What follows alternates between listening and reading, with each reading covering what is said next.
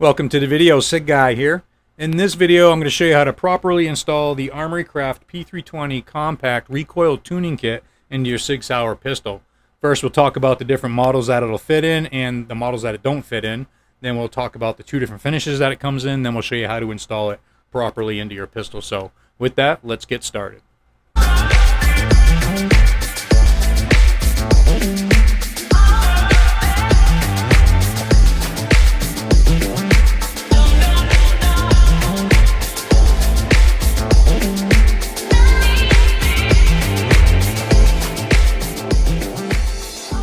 So I'm going to read this pretty much straight from the website, as a lot of time and effort goes into the product descriptions of each product on the website. Okay, 99% of all questions asked can be answered if people just thoroughly read the product description first.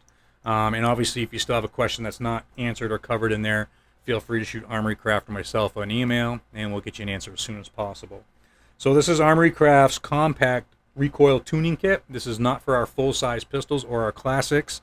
There are kits from Armory Craft for those pistols also available on the website. This is going to be for the P320 Compact, the M18, the Carry Legion, and the AXG. This will not fit in the X5, X5 Legion, M17, AXG Pro, full-size 320, or X Full. Again, there's kits that'll fit those on the website as well.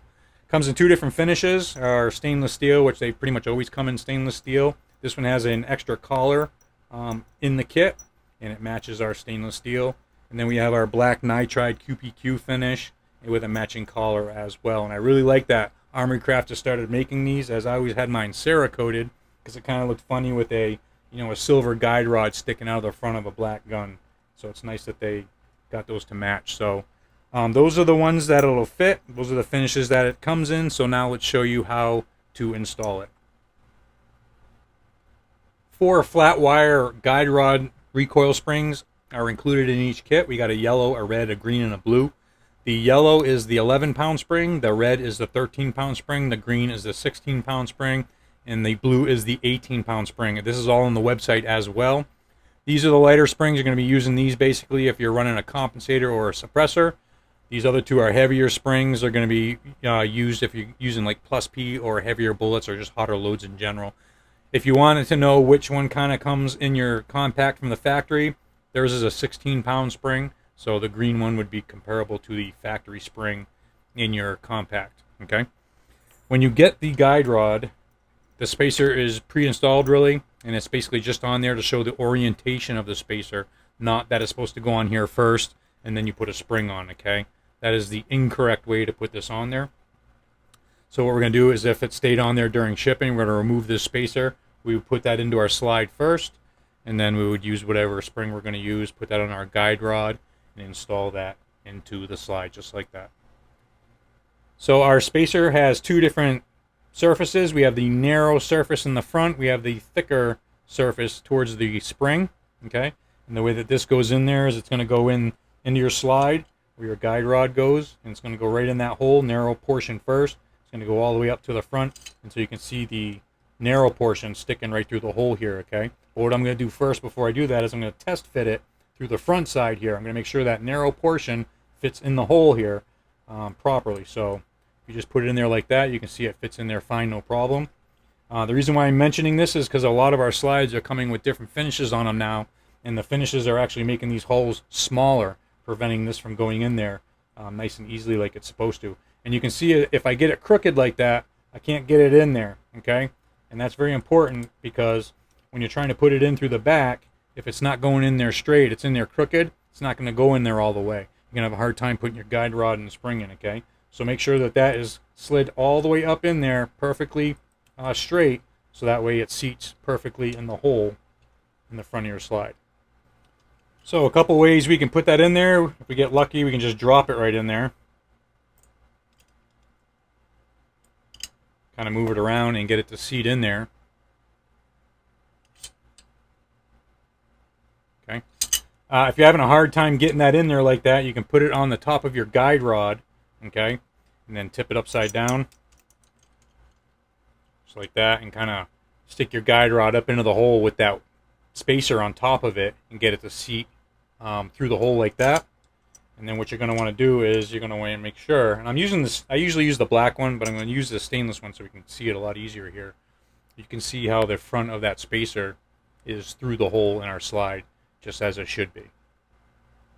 So which way does the spring go on? Well, that is a very good question. For those of you that don't know, there is a difference between the two ends. We have an open end on the one side, which the coil is just kind of snipped off.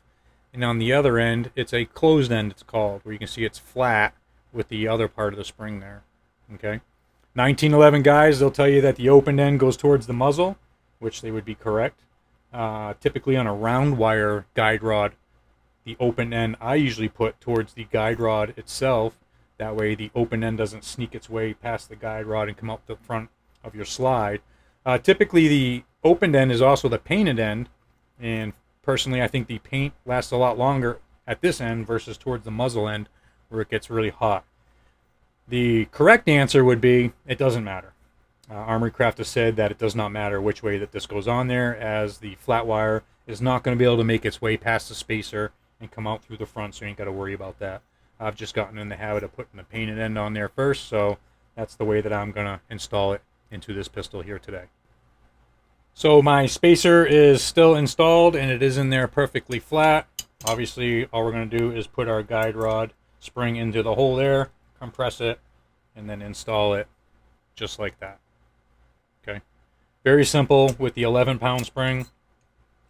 Just as easy with the 13-pound spring.